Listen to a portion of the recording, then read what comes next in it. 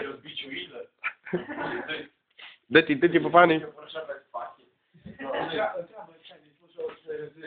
De ce ai făcut-o pe range de camera asta? Că zic eu. Până autoritatea. În lista mea. De ce l-ai făcut pe șeițul? Dă-ți o caci. Magre, a pus într-o... Adevărat o caci? Bun. Zi, continuare. Zi. M-a lovit.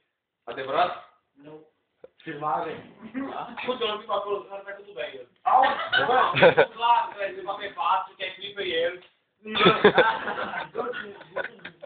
E ridicat pe tine. Ia? Da, eu l-ar face. Ce-i mă, da? Mama este o prostituată. Gata, dă? Soră ta? Este ce? La un loc? Eu merge, zic ce? Bun istorale. Uite la cameră. Bun, uite la cameră, zi bai. Bă, fraile.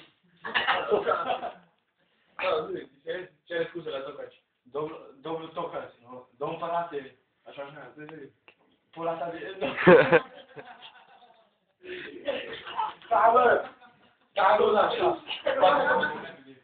Nu, dar... Stai. Bagă-te. Aici trecut de 1, 2, 3, 4, 5, nu știu de zi. Încă și secunde mai. 1, 2, 3, 4, 5.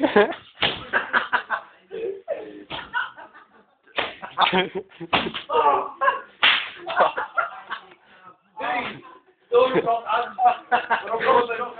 te rog frumos. Domnule Tocaci, vă rog frumos, să-și cer scuze. Vă pup în cur, vă pup în pula. Mă mai curvă.